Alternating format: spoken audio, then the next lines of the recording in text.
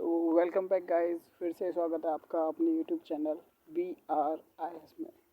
जैसा कि आपको पता है, हमने वर्ल्ड जियोग्राफी की फ्री IAS IPS बैच की फ्री सीरीज़ चला रखी है और उस फ्री सीरीज़ में ये हमारा लेक्चर नंबर 6 है। इससे पहले लेक्चर 5 हो चुके हैं और यदि आपने वह सारे लेक्चर नहीं करे हैं तो और आप डायरेक्ट इस लेक्चर पे आ गए तो शायद आपके ये वाला लेक्चर कम समझ आए। तो इससे अच्छा ये रहेगा कि आप पिछले वाले सारे लेक्चर करके आइए। हमने पिछले वाले सारे लेक्चरों में बहुत सारी बातें करी हैं, बहुत सारे कॉन्सेप्ट दिए हैं, तो आपको बहुत अच्छे से समझ आएगा। और आई थिंक कि ऐसा शायद आपको कहीं और अच्छे से समझा नहीं पाए कोई। अगर आप यहाँ से पढ़ोगे तो आपके लिए बहुत ही फ़ायदा होने वाला है, क्योंकि आपको केवल फैक्ट ही नहीं, फैक्ट के साथ साथ आपको कॉन्सेप्ट्स भी मिल रहे हैं। और अगर आप IAS और IPS के लिए तैयारी कर रहे हो या किसी अन्य सब्जेक्ट के लिए, अन्य जॉब के लिए तैयारी कर रहे हो, तो कोई भी सब्जेक्ट क्यों ना पढ़ रहे हो, अगर वह सब्जेक्ट उसकी दिशा में, उसके जैसे वह सब्जेक्ट पढ़ना चाहिए, जैसी डायरेक्शन के में वो सब्जेक्ट आपसे उम्मीद करता है, अगर वैसी डायरेक्शन में नहीं पढ़ा जाए तो फिर उस सब्जेक्ट को पढ़ना बेकार है, बिल्कुल बेकार है। हम यही प्रयास कर रहे हैं कि ये अपने किसी भी सब्जेक्ट क्यों ना हो, उस सब्जेक्ट को, उसके कॉन्सेप्ट, उसकी जो आवश्यकताएं हैं और उसकी डायरेक्शन है, उस हिसाब से पढ़ा जाए, ताकि हमें याद करने की ज़रूरत ना पड़े। और याद तो छोड़िए, हम कभी भूलें भी नहीं। ऐसी हमें कभी आवश्यकता ना हो कि हम दोबारा से उसे रिवाइज़ करें। उस हिसाब से अगर पढ़ा जाए तो वह सबसे बेस्ट रहता है। मैं ये नहीं कह रहा कि मैं आपको यहाँ पे ट्रिक्स बताऊँगा कि आप कैसे पढ़िए, क्या इसकी क्या ट्रिक होगी, वो सब चीज़ें क्या होंगी। मैं आपको यहाँ पे कोई ट्रिक नहीं बताने वाला हूँ, पहली बात तो, क्योंकि ट्रिक उन एग्ज़ाम्स के लिए तैयारी करने वाले बच्चे लेते हैं जो अधिक कंपटीशन वाले हैं। आप IAS IPS की तैयारी कर रहे हो तो सिंपल सी बात है, आप एक अधिकारी बनना चाहते हो, पर अधिकारी रट्टा मारने वाला या ट्रिक से याद करने वाला नहीं होता। एक अधिकारी की पर्सनैलिटी होती है, वो पर्सनैलिटी उस अधिकारी में झलकनी चाहिए ताकि आप उस एग्ज़ाम को आसानी से क्रैक कर सको। तो हम यही प्रयास करेंगे और हम आपसे एक रिक्वेस्ट और करेंगे कि यदि पहली रिक्वेस्ट हम यही करना चाहेंगे कि यदि आपने पिछले सारे लेक्चर नहीं करे हैं तो पिछले वाले लेक्चर ज़रूर करके इस लेक्चर पे आइए, ताकि आपको अच्छे से समझ आए। और दूसरी रिक्वेस्ट हमारी ये रहेगी, क्योंकि जैसा कि आपको पता है कि हम फ्री सीरीज़ चला रहे हैं, आपके कहने के लिए फ्री सीरीज़ है, लेकिन जब हम यहाँ से चीज़ों को अपनी मेहनत करते हैं और जब हम अपलोड कर रहे हैं तो हमारे बहुत सारा खर्चा हो जाता है इसमें। केवल डाटा ही कहीं नहीं, हमारे इसमें टाइम भी खर्च हो रहा है, और टाइम की तो पता है आपको बच्चे कितनी कीमत है। तो अगर किसी का भी खर्चा नहीं लगाया जाए, टाइम का भी बहुत ज़्यादा अधिक कीमत है। कोई इंसान आपके लिए पढ़ के, आपके लिए टाइम निकाल के आपको चीज़ें सिखा रहा है, तो आप क्या उसकी सपोर्ट नहीं कर सकते? अभी आप अगर मेरे चैनल को देखोगे, इस चैनल का ये लेक्चर नंबर 6 है और केवल इस पे आई थिंक 4 या 5 या 6 सब्सक्राइबर ही हैं, और अगर व्यूज़ की बात करोगे ओनली 43 व्यूज़ हैं। 6 पे इतने कम व्यूज़। अगर कहीं और कॉमेडी वगैरह चल रही थी, एंटरटेनमेंट की बातें चल रही होती, तो वहाँ पे बहुत अधिक आपको व्यूज़ देखने को मिलते हैं। लेकिन यहाँ पे शिक्षा मिल रही है, यहाँ पे अच्छी चीज़ें मिल रही हैं, वहाँ पे व्यूज़ क्यों नहीं है? और बात सारी व्यूज़ की नहीं है, बात सारी सपोर्ट की है। अगर आप सही चीज़ को, अच्छी चीज़ों को सपोर्ट नहीं करोगे तो किसको सपोर्ट करोगे? शायद आपको ये लग रहा होगा, अरे फ्री में पढ़ाने वाला कहाँ से IAS IPS वाली चीज़ों को पढ़ा देगा। तो थोड़ा रुक जाइए, थोड़ा ठहर जाइए। हम आपको सिर्फ, मैं ज़्यादा नहीं कह रहा, ओनली वर्ल्ड जियोग्राफी ख़त्म करने दीजिए। इस बारी भी मैं वर्ल्ड जियोग्राफी छोड़िए, अभी केवल आने वाले 5 से 6 लेक्चर या 10 लेक्चर ख़त्म कर लेने दीजिए। इन 10 या 15 लेक्चर्स में से अगर मैंने आपको अभी इसी वाले एग्ज़ाम में 2024 का जो हुआ है, अगर इसी एग्ज़ाम में मैंने आपको अगर क्वेश्चंस नहीं सॉल्व कराया तो आप कहना कि सर आपने कौन सा सॉल्व नहीं कराया था। उस हिसाब से आपको कॉन्सेप्ट मिल रहा है तो आप क्यों सपोर्ट नहीं कर रहे हो? आप क्या चाहते हो? अगर आप सपोर्ट नहीं करोगे हम बंद कर देंगे, हमें क्या दिक्कत है? हम तो आपके लिए एक्स्ट्रा मेहनत कर रहे हैं, फ्री कर रहे हैं। मत करिए सपोर्ट, हम बंद कर देंगे। हमारा कोई नुकसान नहीं है। अगर हमारा नुकसान हो रहा होता ना तो हम आपसे पैसे ले रहे होते। इसमें हमारा कोई नुकसान नहीं है, नुकसान केवल आपका है। शायद अगर हम आपसे पैसे ले रहे होते तो आपको दिखता कि अरे सर क्या अच्छा कॉन्सेप्ट बताया आपने। फिर शायद आप कहते अरे वाह सर क्या पढ़ाते हो, मज़ा ही आ जाता है आपको देख के, आपको सुन के। आपको तब अच्छा लगता है आई थिंक। अभी क्या है कि बेटे आपके जेब से पैसे नहीं जा रहे हैं तो आपको बस ऐसा ही लग रहा है कि नहीं सर ऐसे ही पढ़ा रहे होंगे। मैं कह रहा हूँ आप एक बार कंपेयर तो करके देखिए। आप खुद से पढ़ के देखिए या फिर किसी और से पढ़ के देखिए। अभी आप गए नहीं हो ना, आपने बड़े बड़े इंस्टीट्यूशन का केवल नाम सुना होगा, लेकिन वहाँ पे शायद 90% बच्चे ऐसे होंगे जो वहाँ पे गए ही नहीं हैं, या गए भी हैं तो उनका सिलेक्शन नहीं हो पा रहा है या नहीं? उसके पीछे वजह क्या पता है? उसके पीछे एक तो आपकी वजह होती है कि आप खुद से मेहनत नहीं कर रहे हैं, और दूसरी वजह जो होती है कि उस हिसाब से उस डायरेक्शन में जो सब्जेक्ट पढ़ने चाहिए तो उस हिसाब से नहीं पढ़ाए गए और आप धुआंधार लगे पड़े हो। तो ऐसा मत करो बच्चे। हम बढ़ते हैं आगे, आप सब्सक्राइब कीजिए और हमें सपोर्ट भी कीजिए और लेक्चर को शेयर भी कीजिए और बच्चों तक भी पहुंचाइए जिनको इसकी ज़रूरत है। हमारी क्या है, हम तो बंद कर देंगे, वही बात है ना। अरे अपना क्या है, फ़कीर आदमी है, झोला उठाएंगे और चल देंगे। आपके लिए नहीं कह रहा हूँ, अपने लिए कह रहा हूँ। ठीक है, तो चलिए शुरू करते हैं। तो हमने पिछले क्लासेस में पढ़ा था कि किस प्रकार से आखिर ज्वालामुखी फटता है। हमने आपको एक कुकर का भी एग्जांपल दिया था यहाँ पे, जो आपको दिख रहा है। ये सारा कॉन्सेप्ट मैं पीछे बता चुका हूँ, दोबारा नहीं बताऊँगा। अगर आपको जानना है तो आप पिछली क्लासों में जाके देखिए। वैसे ही हम क्लास छोटी छोटी कर पा रहे हैं, ज़्यादा बड़ी बड़ी नहीं कर पा रहे हैं, तो मैं कॉन्सेप्ट को दोबारा से रिवाइज़ नहीं करने वाला, केवल थोड़ा सा रिकैप कर रहा हूँ। तो हमने इस प्रेशर कुकर की सहायता से आपको बताया था कि ज्वालामुखी आखिर फटता क्यों है और किस प्रकार से फटता है।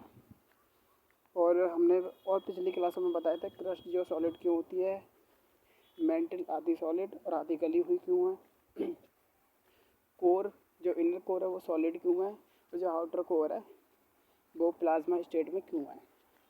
ये सारी चीज़ें हम आपको पिछली क्लासेस में बता चुके हैं। और हमने आपको बताया था कि ज्वालामुखी जब फटता है तो कितने प्रकार से फटता है। एक तो होता है केंद्रीय प्रकार और एक होता है दरारी। जब ज्वालामुखी फटेगा, अगर वो फटाक से एक साथ फट जाए तो केंद्रीय ज्वालामुखी। अगर नहीं बताया तो आप एक बार लिख लीजिए, नहीं एक साथ से फट जाए वो तो केंद्रीय ज्वालामुखी। ठीक है, उसमें सिलिका की मात्रा अधिक होगी क्योंकि उसका लावा विस्फोटक होगा, और विस्फोटक तभी होगा जब उसमें सिलिका की मात्रा अधिक हो। दूसरा होता है दरारी टाइप, जिसमें धीरे धीरे दरार पड़ती है तब फटता है। वो इतना विस्फोटक नहीं हो सकता, हो भी सकता है लेकिन नहीं होना चाहिए। ठीक है, उसका जो लावा है वो बेसिक लावा होता है, उसमें सिलिका की मात्रा कम होती है। जब ज्वालामुखी फटता है तो हमने उसके प्रकार बांटे थे, एक तो विस्फोटकता के आधार पे और एक उसकी सक्रियता यानी एक्टिवनेस के आधार पे। ठीक है, उसके बाद हमने ज्वालामुखी से निकलने वाले पदार्थ देखे थे, और आज हम जो देखने वाले हैं वो हम ज्वालामुखी फटने के बाद जब पदार्थ निकल गए, जो भी उसमें से पदार्थ निकलना था, मैग्मा निकल गया, तो कुछ संरचनाओं का भी तो निर्माण करेगा ना। जब ज्वालामुखी फट गया, उससे सारे पदार्थ निकल गए, जल वाष्प निकल गई, ठोस पदार्थ निकल गए, या राख वगैरह निकल गई, तो उसमें से मैग्मा बाहर आएगा। जब वो पृथ्वी से बाहर आ जाएगा तो लावा कहलाएगा। तो लावा जो फैलेगा या कुछ भी करेगा या इकट्ठा होगा फैलेगा, तो कुछ ना कुछ तो संरचनाओं का निर्माण करेगा, कोई कुछ ना कुछ प्रकार का स्ट्रक्चर बनाएगा। तो हम उन्हीं स्ट्रक्चर्स को इस क्लास में आज पढ़ने वाले हैं। तो मैं इसे मिटा लेता हूँ, ठीक है।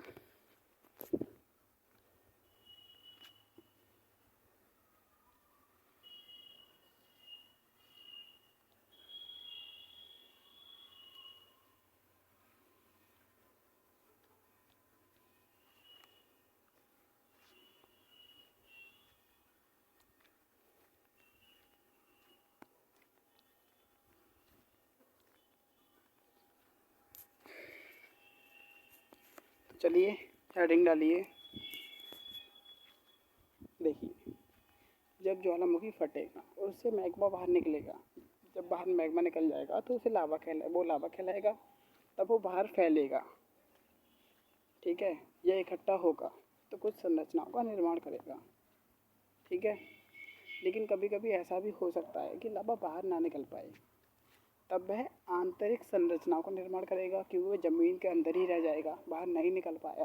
संवहनी तरंगें इतनी मजबूत नहीं हो पाई, वो उस कारण वो फट नहीं पाया और अंदर ही मैग्मा रह गया, ठीक है। तो कुछ आंतरिक संरचना का निर्माण करेगा। लेकिन हम जो इस वीडियो में देखने वाले हैं वह केवल हम बाहरी स्थलाकृतियों का निर्माण देखने वाले हैं, ठीक है। कि जब मैग्मा बाहर आएगा तो ज्वालामुखी से जो बाहरी स्थलाकृतियाँ बनेंगी वो किस किस प्रकार की बनेंगी, ठीक है। तो हेडिंग डालिए, ज्वालामुखी से बनने वाली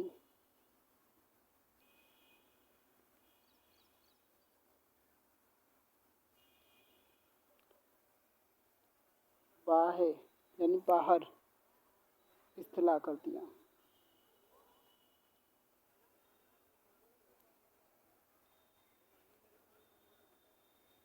आप पहले हेडिंग डालना ज्वालामुखी से बनने वाली स्थलाकृतियाँ, फिर नीचे उसके सब पॉइंट में डालना बाह्य स्थलाकृतियाँ, ठीक है।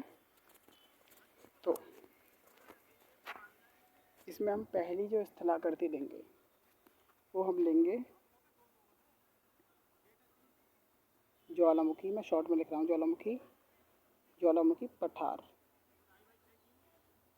पठार क्या होता है? सबसे पहले तो हमें यही जानना चाहिए कि पठार होता क्या है। देखिए, कुछ स्थल होते हैं, कुछ तल होते हैं। पहला होता है समुद्री तल। पठार को समझेंगे, लेकिन उससे पहले हमें और भी सारी चीज़ें समझनी चाहिए ताकि हमारे अच्छे से समझ आ जाए। हम पठार को ही समझने वाले हैं, आप डोंट वरी रहें। समुद्री तल की बीच बातें लानी पड़ी हैं ताकि आपको पूरा कॉन्सेप्ट समझ में ही आ जाए। केवल पठार ही ना समझें, आप पूरा कॉन्सेप्ट ही समझ जाएँ। पहले होगा समुद्री तल, उसके बाद होगा मैदानी तल, ठीक है। देखिए, जब आप समुद्र के किनारे जाते हो या किसी भी चीज़ के किनारे जाते हो, यहाँ पे जल होता है, तो आप देखोगे वो जल बह के जब आता है तो पूरी तरह से स्थल पर नहीं आता। उसकी कुछ लेवल होती है, वह केवल उस लेवल में ही रहता है। जैसे कि ये 1 मिनट, जैसे कि मैं यहाँ पे जल बनाना चाहूँ तो केवल यहाँ पे आएगा, लेकिन लहर बना के चला जाएगा वापस से, ठीक है। तो एक अपनी हद में रहता है, पूरे स्थल पे नहीं फैलता है। स्थल पे कब फैलेगा? तब इसका स्तर अधिक बढ़ जाएगा, तब यह स्थल पे बढ़े इस स्थल की तरफ बढ़ेगा और उसे कुछ चीज़ों को विनाश करने लग जाएगा, जैसे बिल्डिंगों को तोड़ने लग जाएगा, ऐसी सारी चीज़ें होंगी, ठीक है। इसका मतलब समुद्री तल नीचा होता है। जैसे आपको मैं बचपन की बताऊँ, जब हम थोड़े छोटे थे, मतलब इस उम्र से तो छोटे थे, ठीक है, तो हमारे गांव में नलकूप हुआ करता था। उसे नलकूप बोलते हैं, ट्यूबवेल बोलते हैं, ठीक है। तो ट्यूबवेल हुआ करता था, उस ट्यूबवेल के आगे एक कुंडी बनी हुई थी, हम उसे कुंडी बोलते हैं, ठीक है। एक कुंडी बनी हुई थी, उसमें हम नहाने जाते थे। तो आप देखिए, जल के लिए कुंडी बनाने की आवश्यकता क्यों पड़ी? वो इसलिए पड़ी क्योंकि जल स्थल पे भागेगा, फैल जाएगा, चीज़ों को बेकार करने लगेगा, डुबोने लगेगा, इसीलिए उसको एक गहराई देने की आवश्यकता पड़ी। ठीक है। उसी प्रकार गाँव में कुछ नहर और पोखर होती हैं। तुमने देखा होगा उस नहर और पोखर का तल नीचा होता है नीचा, कुछ इस प्रकार से नीचा तल होता है, यहाँ पे स्थल होता है। जल वहीं तक सीमित रहता है। अगर वो उस जल का तल, ये वाला तल अगर ऊपर ला दिया जाए तो पूरा पूरा जल यहाँ पे फैल जाएगा स्थल पे। ठीक है। समुद्र तल या जल, समुद्र तल ही बोलते हैं इसे। समुद्र तल समझ आ गया? ठीक है। इसे हम बन लेते हैं, इसमें से केवल कुछ मिटा देते हैं। समुद्र तल समझ आ गई? इसके बाद जो तल होगा, 1 मिनट, ये हो गया मैदानी तल। इसमें मैं घास बना देता हूँ थोड़ी सी, एग्जैक्ट नहीं बनी लेकिन समझ आ गया, ये मैदानी तल है। ठीक है। अब इस मैदानी तल से क्या ऊंचा होगा? मैदान है ये, बिल्कुल सीधा। मैदानी क्षेत्र किसे बोलते हैं? जो बिल्कुल सीधा हो, एकसार हो, टेढ़ा मेढ़ा ना हो, वो होता है मैदानी तल। ठीक है। वही तो होता है मैदान। अगर मैं कुछ स्थल को टेढ़ा मेढ़ा बना दूँ तो क्या आप उसे मैदान कहोगे?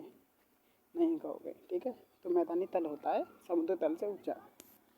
ठीक है। जैसे कि उत्तर प्रदेश वगैरह का जो क्षेत्र है वह मैदानी तल कहलाता है।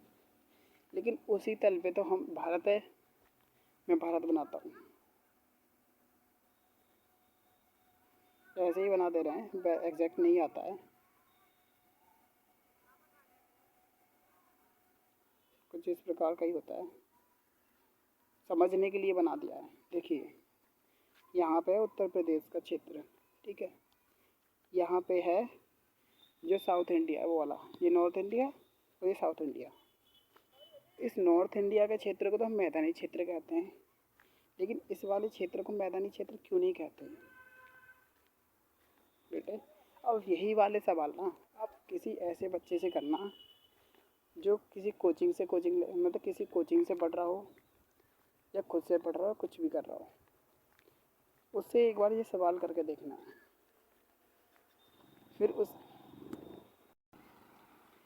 फिर आप एक बार उसके चेहरे का रंग देखना और अपनी मुस्कुराहट देखना।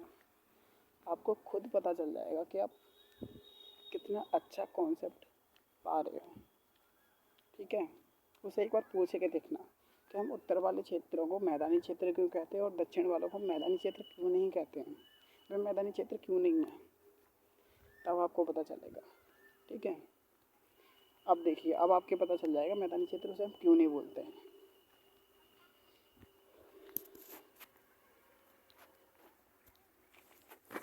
इस मैदानी क्षेत्र से हल्का सा ऊंचा इसे बोलते हैं पठारी क्षेत्र। यानी मैदानी क्षेत्र से ऊंचा होता है वो पठारी क्षेत्र होता है। और इस पठारी क्षेत्र से ऊंचा होता है, यहाँ पे हमारे माउंटेन्स आ जाते हैं। समझ आया? समुद्र तल में माउंटेन्स में कितना फ़र्क है, समुद्र तल में और मैदानी क्षेत्र में कितना फ़र्क है, और पठारी क्षेत्र में कितना फ़र्क है। तो आपको पठार समझ आया? हम इसे ज्वालामुखी पठार क्यों कह रहे हैं? देखिए, सपोज कीजिए ज्वालामुखी फटा, ये किसी तल पे था, यहाँ से ज्वालामुखी निकला, ठीक है, और यहाँ से फटा और यहाँ से मैग्मा निकला, तो यहाँ पे बिखर जाएगा मैग्मा, यहाँ पे बिखर जाएगा। तो इसने मैदान से हल्का सा ऊंचा कुछ क्षेत्र बनाया, तो ये एक पठार रूपी संरचना नहीं हुई ना? तो हम इसे ज्वालामुखी पठार कह सकते हैं ना? समझ आया आपको? कितना प्यारा कॉन्सेप्ट है। क्या आप इसे कभी भूलोगे? मेरे हिसाब से तो नहीं भूलने वाले, ज्वालामुखी पठार तो नहीं भूलने वाले, और शायद आगे जो मैं बताने वाला हूँ आकृतियाँ, उन्हें भी आप नहीं भूलोगे। अभी मैं चीज़ें डायरेक्ट बता दूँ, मेरे को क्या जा रहा है, मैं आपको बता दूँ ज्वालामुखी लावा शंकु क्या होता है, सिंडर क्या होता है। 1 मिनट।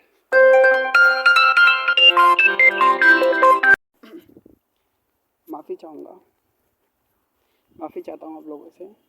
देखिए, हम मोबाइल में पढ़ा रहे हैं, क्या करें, मजबूरी है। हम इतने आर्थिक संपन्न नहीं है अपनी आर्थिक स्थिति से कि आपको एक अच्छे से हम वाइट बोर्ड पर पढ़ा सकें।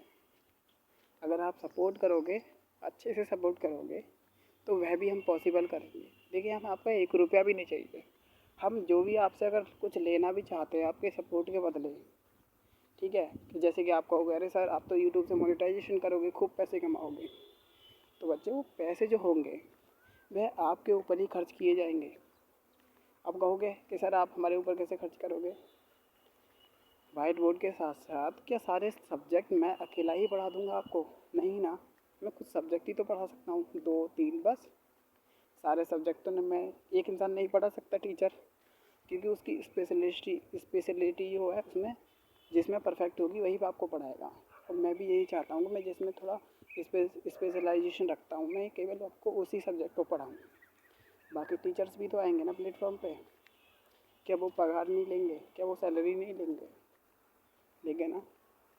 ठीक है, चलिए कोई बात नहीं, हम बीच बीच में आपकी वही वाली बातें ले आते हैं, बस इसलिए ले आते हैं। देखो, अगर आप सपोर्ट करोगे तो आपके लिए फ़ायदा होगा, आपका ही कॉन्सेप्ट मजबूत होगा, आपको ही अच्छी क्लासेस मिलेंगी, किसी दूसरे को नहीं। ठीक है, तो आप थोड़ा हेल्प कीजिए, सपोर्ट कीजिए। समझ आ रहा है ना आपको? ठीक है, वापस चलते हैं।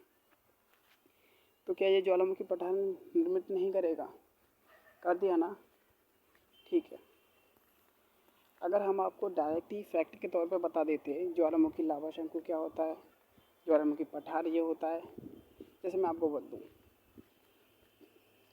ज्वालामुखी फटने, और टीचर इसी ऐसे ही करते हैं। देखो बच्चों, बताऊँ कैसा करते हैं, मैं वही आपको बता रहा हूँ। देखो बच्चों, जब ज्वालामुखी फटता है तो कुछ भारी स्थलाकृतियों का निर्माण करता है। पहली स्थलाकृति लिखो कॉपी में, ज्वालामुखी पठार। दूसरी, ज्वालामुखी पर्वत। तीसरी, ज्वालामुखी लावा शंकु, ठीक है, लावा शंकु। चौथी, क्रेटर। पांचवी, आग्नेय चट्टान। छठवीं, कॉल्डेरा। सातवीं, सुपर कॉल्डेरा। समझ आ रहा है कुछ? नहीं ना, रटना पड़ेगा इस प्रकार से आपको। तो इन सारी चीज़ों को अवॉइड कीजिए, आप कॉन्सेप्ट लीजिए, तब आप उन बच्चों से अलग बनोगे। जब आपके अंदर कॉन्सेप्ट होगा, आप किसी दूसरे को समझा पाओगे आखिर ऐसा क्यों हो रहा है। आप ये मत जानने की कोशिश करिए कि ऐसा क्या है, क्या मत जानने की कोशिश कीजिए। आप क्या के साथ साथ क्यों भी जानने की कोशिश कीजिए। ओके, तो अपने ज्वालामुखी पठार समझ लिया। अब दूसरा डालिए। हाँ, एक और चीज़ मैं भूल गया। देखिए, जब ये ज्वालामुखी फटा और इस यहाँ से मैग्मा बहा, लावा बहा यहाँ से निकल के, तो क्या आपको लगता है इसमें सिलिका कम होगी? सिलिका कम होगी? कम होगी सिलिका? होनी चाहिए ना। क्यों होनी चाहिए? लावा वही पतला होता है जिसमें सिलिका कम होती है। ठीक कहा। और जब इसमें सिलिका कम होगी तो आपको नहीं लगता ये जो ज्वालामुखी था ये कम विस्फोटक होगा? जुड़ी क्लासेस, मिला कॉन्सेप्ट आपको, मिला ना कॉन्सेप्ट। ऐसा कॉन्सेप्ट कोई नहीं समझाने वाला, इसलिए सपोर्ट कीजिए, आपके लिए फ़ायदा होने वाला है। ठीक है, दूसरी आकृति डालिए। ज्वालामुखी शॉर्ट में लिखा है मैंने, आप मत लिखिए, आप पूरा लिखिए। ज्वालामुखी पर्वत। और मैंने नोट्स बनाने का तरीका आपको बता दिया, शॉर्ट नोट्स बनाने, लंबा लंबा मत लिखिए पूरी की लाइन को कि चले जा रहे हो पूरी पूरी लंबे पूरे पूरे पेज भरे जा रहे हो, रिवीजन करने में आपको दिक्कत होगी। ठीक है, तो दूसरी आकृति डालिए, ज्वालामुखी पर्वत। देखिए, ज्वालामुखी पठार जब बना था, जब वो निर्मित हुई थी तो उसमें उसमें लावा में सिलिका कम थी। ठीक है, जब सिलिका कम थी तो उसका जो लावा तो पतला था। तो आपको नहीं लगता जो पर्वत होता है वो कठोर होता है? हम कह सकते हैं इस कठोर निर्मित स्थलाकृति का निर्माण करने के लिए लावा जो है, लावा लावा जो है वह भारी होना चाहिए, मतलब पतला नहीं, गाढ़ा होना चाहिए। गाढ़ा तभी तो टिकेगा, वरना मोम की तरह बह जाएगा। गाढ़ा होना चाहिए। तो ये लावा जो है गाढ़ा तभी होगा या सिलिका इसमें अधिक हो। तो आपको यहाँ से कॉन्सेप्ट मिला, जो ज्वालामुखी पर्वत होता है उसमें सिलिका अधिक होती है। सिलिका अधिक होने के कारण लावा गाढ़ा होता है। जब ये लावा गाढ़ा होता है तो इस ज्वालामुखी पे यहाँ पे टिक पाता है, ठीक है, और यहाँ पे टिक के ये ज्वालामुखी पर्वत का निर्माण करता है। आप समझ आया आपको? अब क्या, जब ये ज्वालामुखी पर्वत का निर्माण हुआ, ये पठार से ऊंचा नहीं है ना? और यहाँ पे भी हमने तो ये बताया था आपको, ये वाला माउंटेन्स पर्वत, ठीक है। ज्वालामुखी पर्वत आपको समझ आया आई थिंक। अब ज्वालामुखी पर्वत के बाद हम एक और स्थलाकृति देखते हैं जो इससे ही रिलेटेड है, ज्वालामुखी पर्वत से, ठीक है। स्थलाकृति नंबर 3 आप लिख सकते हो क्रेटर, क्रेटर, क्रेटर, ठीक है। देखिए, लावा फूटा, मतलब लावा नहीं, ज्वालामुखी फूटा, माफ़ी चाहता हूँ। जब ज्वालामुखी फटा तो वहाँ से कुछ लावा निकला, और यही लावा जो है इसके सहारे, एक मिनट जी मैंने गलत बना दिया, यहाँ पे इसके किनारों के सहारे कुछ जमा हो जाए, ठीक है, पूरा इसे बंद ना करें लेकिन जमा हो जाए, इसी को हम क्रेटर कहते हैं। समझ आया? ठीक है। चौथी स्थलाकृति, जब ये लावा इस क्रेटर पे जमा हुआ था, जो लावा इस क्रेटर पे जमा हुआ था, और ध्यान दीजिए लावा जमा क्यों हो पा रहा है, क्योंकि यहाँ पे इस लावा में सिलिका अधिक है, ठीक है। तो ये लावा जो जब इतना क्रेटर इसने निर्मित किया, जब ये लावा जमा हुआ था, अगर ये लावा और अधिक जमा हो जाए तो क्या होगा? तो क्या होगा हम देख लेते हैं। ये लावा ऐसे जमा हुआ था तो इसका मुंह और अधिक बंद हो जाएगा, ठीक है। जो ज्वालामुखी का मुंह जो होता है, जहाँ से लावा निकलता है, रप्ट होता है, इसका मुंह और बंद हो जाएगा। तो इसी को हम कहेंगे आग्नेय चट्टान, आग्नेय चट्टान, ठीक है। आग्नेय चट्टान समझ आया आपको? ठीक। अब स्थलाकृति नंबर 5, अगर ये ज्वालामुखी पे जो जमा हुआ था, इसने क्रेटर बनाने के समय और आग्नेय चट्टान बनाने के समय, अगर ये और अधिक जमा हो जाए तो इस ज्वालामुखी का जो मुंह है ये बंद नहीं कर देगा, पूरा पूरा बंद हो गया। तो यहाँ पे क्या निर्मित होगा? उस स्थलाकृति का नाम है ज्वालामुखी, या तो आप डॉट कह लीजिए, डॉट, या फिर प्लग कहिए, ठीक है, क्योंकि इसने पूरा मुंह बंद कर दिया तो डॉट के नुमा संरचना बनी। तो ज्वालामुखी डॉट या प्लग। ओके, टाइम कितना हुआ? 28 मिनट। हमें कॉन्सेप्ट पूरा करना है, समझिए। अब स्थलाकृति नंबर 6 डालिए आप। मैं जल्दी जल्दी इसलिए ख़त्म कर रहा हूँ कि हमारे पास समय थोड़ा कम है, लेकिन आपको कॉन्सेप्ट उसी प्रकार का दे रहा हूँ जिस प्रकार से मुझे देना चाहिए, जिस दिशा में आपको ले जाना चाहिए। कम नहीं दे रहा हूँ, बस थोड़ा जल्दी जल्दी बता दे रहा हूँ, ठीक है। स्थलाकृति नंबर 6, स्थलाकृति नंबर 6 का नाम है ज्वालामुखी झील। ओके, ज्वालामुखी झील। हमने कहा ज्वालामुखी इरप्ट हुआ था, इसका पूरा मुंह बंद कर दिया। जब जब ये लावा जो गाढ़ा था, इस लावा ने इसका पूरा मुंह बंद कर दिया, तो क्या आपको नहीं लगता है जब बरसात होगी या कुछ भी होगा तो यहाँ पे पानी भर जाएगा? तो यहाँ पे पानी भर जाएगा। जब यहाँ पे पानी भर जाएगा तो हम इसी को कहते हैं ज्वालामुखी झील। ओके, समझ आ रहा है?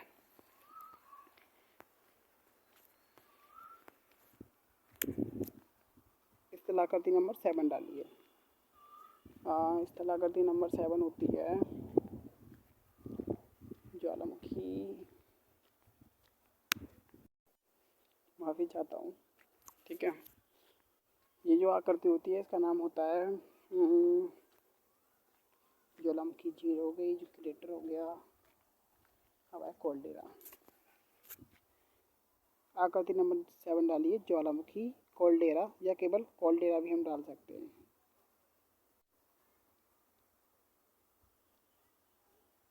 कॉल्डेरा। अब आप मुझे एक बात बताइए, जब इस ज्वालामुखी के मुंह पर लावा जमा हुआ, डॉट या प्लग का निर्माण किया, इसमें पानी भरा, ज्वालामुखी झील बनी, तो क्या इस झील के पानी से ये लावा जमा हुआ था वो टूट के नीचे नहीं गिर सकता? गिर सकता है ना। जब टूट के नीचे गिर जाएगा तो इसका ज्वालामुखी का मुंह चौड़ा हो जाएगा। तो हम इस टूट के गिरा माना या कुछ भी, या गल के गिरा मानो, या कुछ भी मानो, गिरा तो है, इसका मुंह चौड़ा तो हुआ है, तो हम इसी आकृति को कहते हैं कॉल्डेरा। समझ आया? इसी से मिलती जुलती एक और आकृति है सुपर कॉल्डेरा। सुपर कॉल्डेरा देखिए, ज्वालामुखी था, इस पे यहाँ पे पानी भरा था, नीचे गिरा था। अब सपोज़ कीजिए इसके बावजूद भी अगर यहाँ पे जो पानी था वह फिर से भर जाए, या फिर इसका मुंह और अधिक चौड़ा हो जाए किसी भी कारण, या इसमें इरप्शन हो जाए, फिर से इसमें विस्फोट हो जाए, इसका मुंह और अधिक चौड़ा हो जाए, तो हम इसको कहेंगे सुपर कॉल्डेरा। समझ आया? किसी भी कारण से हो सकता है। अब जो आकृति आती है, आकृति नंबर 9, ये एक्चुअली जो आकृति है पहले आनी चाहिए थी, मिस्टेक से बाद में रखी गई है, कोई दिक्कत नहीं, आपको अच्छे से समझ आएगा। ठीक है। आकृति नंबर 9 जो है इसे कहते हैं घोंसला क्रिएटर। घोंसला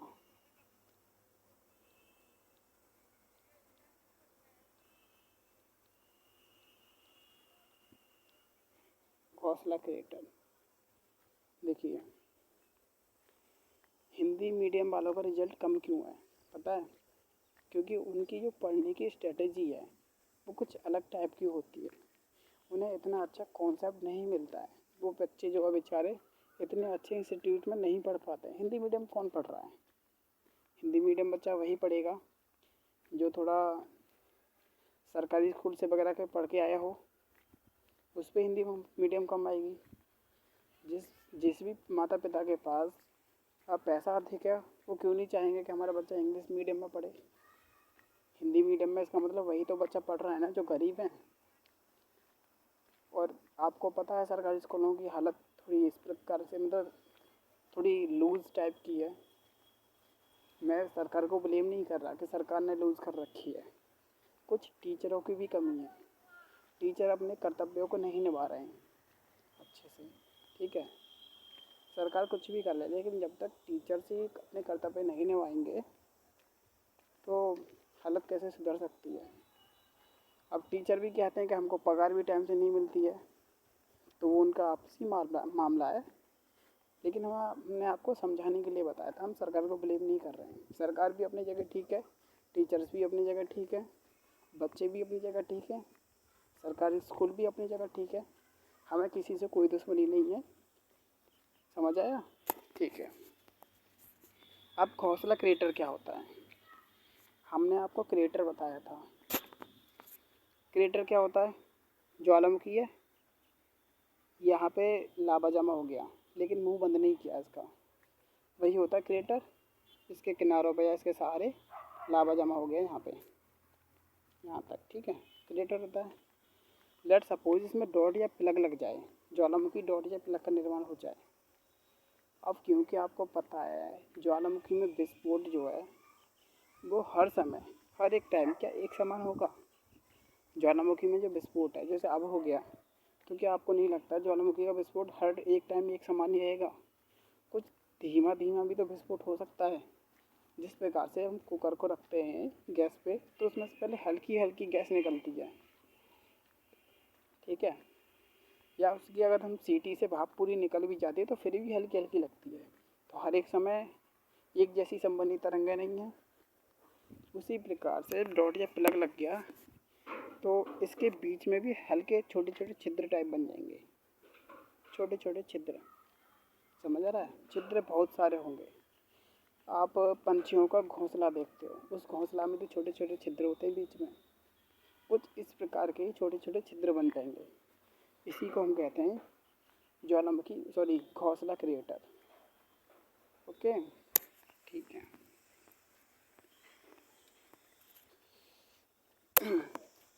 अब कुछ और आकृतियाँ हैं। देखिए, मैं आपको एक बार रिवाइज करा दूँ मैंने क्या क्या बताया है। ज्वालामुखी पठार बताया, ज्वालामुखी पर्वत, क्रिएटर, आग्नेय चट्टान, ज्वालामुखी डॉट या प्लग। इस डॉट या प्लग से आप यहाँ पे कनेक्ट कर लेना, यहाँ पे आना चाहिए था घोंसला क्रिएटर।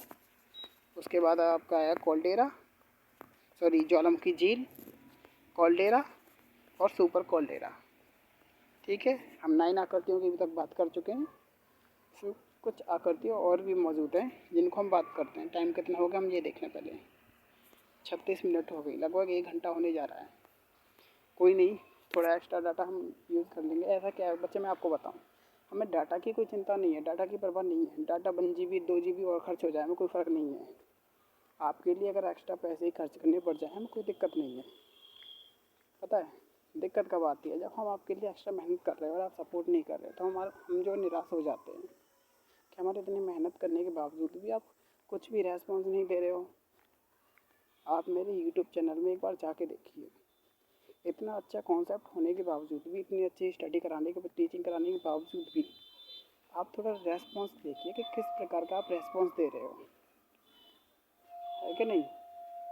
थोड़ा हमारी तरफ भी देखा कीजिए। हम आपसे 1 रुपया तो ले नहीं रहे हैं, कि नहीं? ठीक है,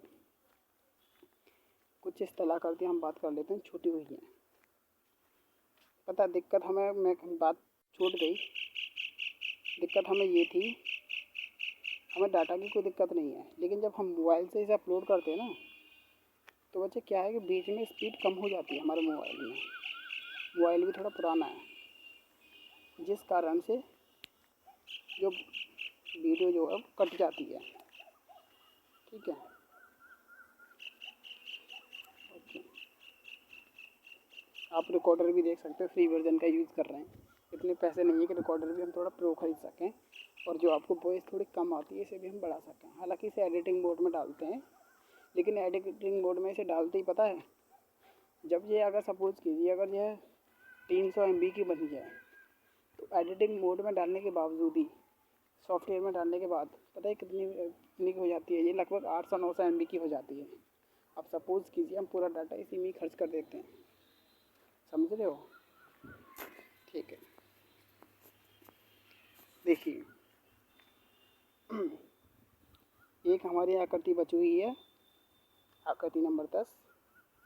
इसी कलर में डाल लीजिए, मतलब मैं इस कलर में डाल रहा हूँ, आप इस कलर में समझ लीजिए। ज्वालामुखी शंकु। क्या होता है ज्वालामुखी शंकु? ज्वालामुखी इरप्ट हुआ, इससे लावा निकला और लावा निकल के इसमें थोड़ा शंकुनुमा संरचना बना ले, शंकुनुमा संरचना बना ले लावा निकल के।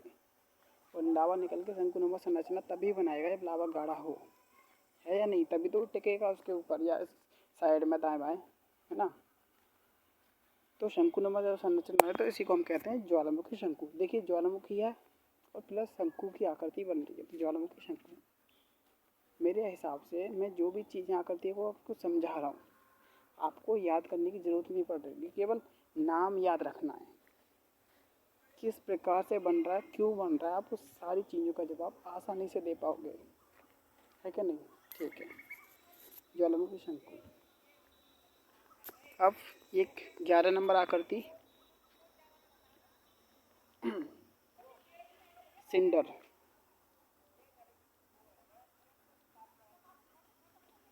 या हम इसे बोलते हैं राख शंकु, राख शंकु।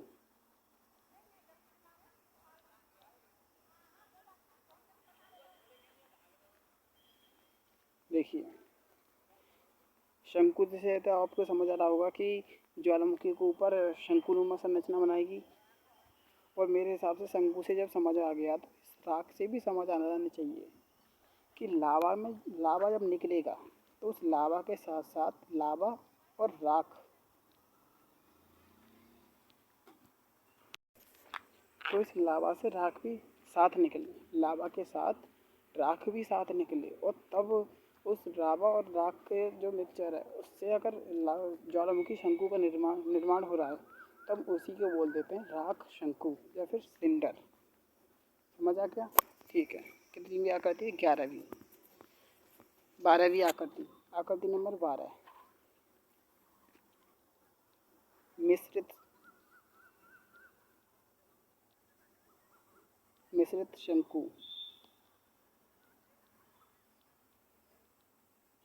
मिश्रित शंकु, मिश्रित क्या क्या मिश्रित होगा? ज्वालामुखी से निकलने वाले पदार्थ। ज्वालामुखी से निकलने वाले पदार्थ क्या कहते हैं?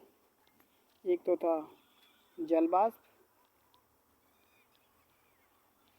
दूसरा था, एक मिनट, इस जल वाष्प के साथ में निकलता है राख, धूल या राख। अब जब राख लिख दिया तो हम राख धूल कर दे रहे हैं। ओके। और क्या निकलता है? ठोस पदार्थ।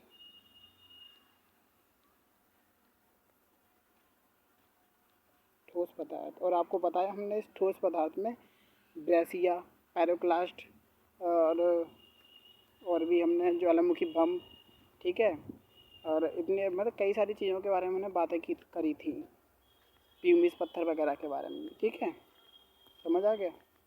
अब देखिए हमने धूल या राख को तो मिक्स करके राख शंकु बना दिया था या सिंडर बना दिया, लेकिन अब क्या निकलेगा? इसके धूल राख के साथ निकलेगा ये ठोस पदार्थ भी, दोनों का मिक्सचर। लावा हो गया, लावा हो गया, धूल राख हो गई, इनसे मिलकर जो शंकु बना था वो तो हो गया राख शंकु, ठीक है। और प्लस इसके साथ यदि ठोस पदार्थ मिल जाए, ठोस पदार्थ,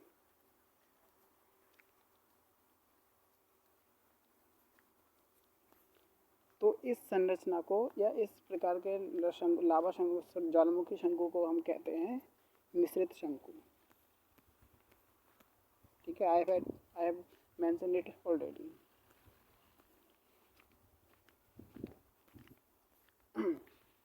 अब केवल हमारे पास 2 आकृतियाँ और बची। वो केवल वो आकृतियाँ नहीं है एक्चुअली में, वह समझने वाली चीज़ें हैं। ठीक है, तो उन्हें समझते हैं। 11 हो गया, हम 12।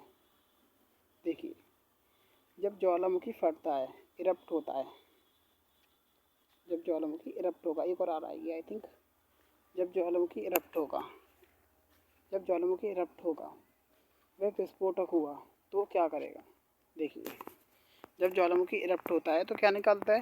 पहले निकलता है जल वाष्प, ये तो कहा था आपने, जल वाष्प। तो जब ज्वालामुखी इरप्ट होगा तो जल वाष्प, एक बताइए, जल वाष्प ठंडा होगा या गर्म? क्योंकि नीचे से गर्म पदार्थ निकल के आ रहा है तो जल वाष्प गर्म होगा। और जैसे ही जल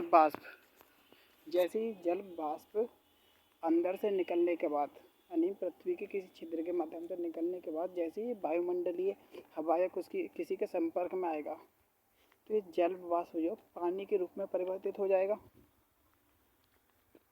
एग्जाम्पल दें आपको अच्छे से समझने के लिए। अच्छा, एक बात बताइए, आप खुद सोचना, इसका जवाब हम अगले वीडियो में देंगे। अगला जो लेक्चर आ रहा है, आज आए या कल आए, उस लेक्चर में हम आपको इसका जवाब देंगे।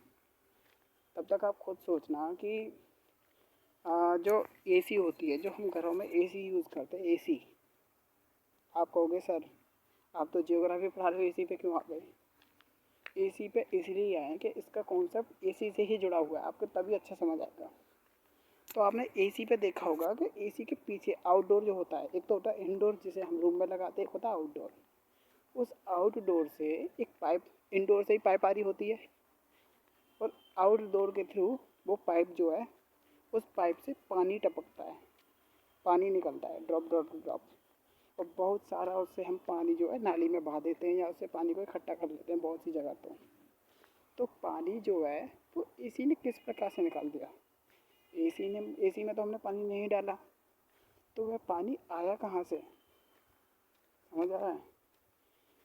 ये वाला कॉन्सेप्ट होता है क्लाइमेटोलॉजी में यूज़ होगा। जब हम आपको अभी हम जियोमॉर्फोलॉजी पढ़ा रहे हैं, जियोमॉर्फोलॉजी को ख़त्म करने के बाद जब हम आपको क्लाइमेटोलॉजी पढ़ाएंगे तो ये कॉन्सेप्ट उसमें बहुत बार यूज़ होगा। इससे संबंधित वर्षा भी है, ठीक है। तो जब वह इरप्ट होगा तो उससे गरम गरम पानी निकलेगा। इरप्ट होने के समय पे गरम गरम जल निकलेगा, पानी या जल कुछ भी कह लीजिए। तो इसी को हम कहते हैं ज्वालामुखी गीजर। ज्वालामुखी गीजर। गीजर क्या होता है? गीज़र हम अपने बाथरूम में लगाते हैं और बाथरूम में जब हम नहाते हैं वो गरम गरम पानी देता है, तो वो ज्वालामुखी गीज़र हो गया, ठीक है। ओके, समझ आया आपको। तो अब एक और आकृति रहेगी लास्ट, देखिए, क्योंकि हम ज्वालामुखी इरप्ट होने की बात कर रहे हैं। अब हमने ज्वालामुखी इरप्ट होने पर बता दिया, जब इरप्ट होगा तो उसमें से गीज़र उठेगा, ठीक है। जल वाष्प निकलेगा, जल वाष्प निकलने के बाद में गीज़र के बाद में धूल या राख निकलने के साथ साथ ठोस पदार्थ, मतलब तीनों चीज़ें एक साथ भी निकल सकती है, थोड़ी टाइम स्पेन के फ़र्क पे भी निकल सकती हैं। उसके बाद वह कुछ आकृतियाँ भी बना सकता है और नहीं भी बना सकता, लेकिन कुछ ना कुछ तो ज़रूर बनाएगा, कुछ ना कुछ तो ज़रूर बनाएगा। ज़रूरी नहीं कि सारी आकृतियाँ बनाए, लेकिन कुछ ना कुछ आकृतियाँ ज़रूर आपको बनी हुई मिलेंगी। इसमें ही एक आकृति जो मिलेगी आपको, आकृति नहीं है एक्चुअली ये, वो आपको बता रहे हैं। अब देखिए, जब ज्वालामुखी से पदार्थ निकल गया, एक मिनट, अब अच्छा लगेगा। जब ज्वालामुखी से पदार्थ निकल गया, सपोज कि जिसने पठार बना लिया, शंकु बना लिया, या पर्वत बना लिया, तो कोई भी आकृति बना ली। अब जब ये है लावा निकल गया यहाँ से, तो ये लावा ठंडा भी तो होगा, हमेशा गर्म तो बना नहीं रहेगा। तब ये लावा जब ठंडा होगा तो इससे ठंडे होने में धुआं निकलेगा, निकलता है ना, धुआं निकलेगा, ठीक है। जब ये धुआं निकलेगा तो इसी को हम बोलते हैं धुआंरो। 1 मिनट,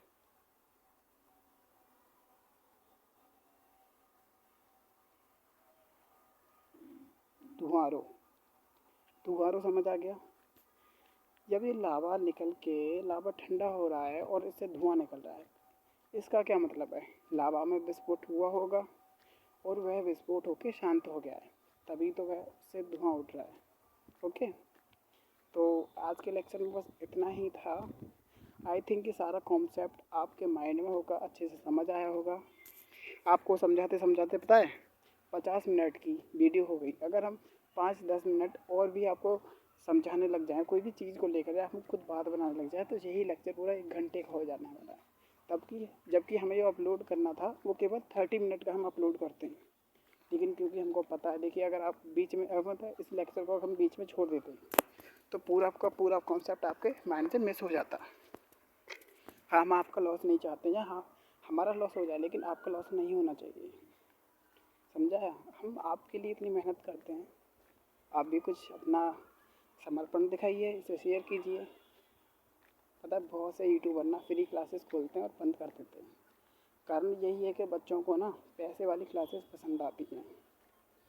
आपने PW वाले सर जो हैं, अलख पांडे, उन सर की जो आपने बायोग्राफी पढ़ी होगी, तो उन्होंने भी कहा था कि मैं जब कोचिंग लेके आया था, जब मैंने क्लासेस अपलोड की थी, तो मैं कम पैसों में नोट्स और क्लासेस दे रहा था। तो मेरे डेवलपर ने मेरे से कहा था कि कम पैसों में कम पैसों में क्लासेस या नोट्स मत दीजिए सर, क्योंकि जब हम किसी भी चीज़ को सस्ती देते हैं तो उसकी कीमत सस्ती ही टाइप की रखते हैं बच्चे अपनी नज़रों में और अपने भावनाओं में, ठीक है। हम आपको फ्री कर रहे हैं, मतलब फ्री पढ़ा रहे हैं, तो शायद आपकी नज़रों में भी हम उसी प्रकार से हों। अगर कुछ समझते हो, कुछ समझने लायक हो और समझते हो, तो समर्पण दीजिए, अपना समर्थन दीजिए, समर्पण दीजिए अपना, बस वही हम आपसे चाहते हैं। बाकी सबके लिए धन्यवाद। आपका दिन शुभ रहे, खुश रहो, अच्छे रहो, खूब स्वस्थ रहो। धन्यवाद, मिलते हैं अगली क्लास में।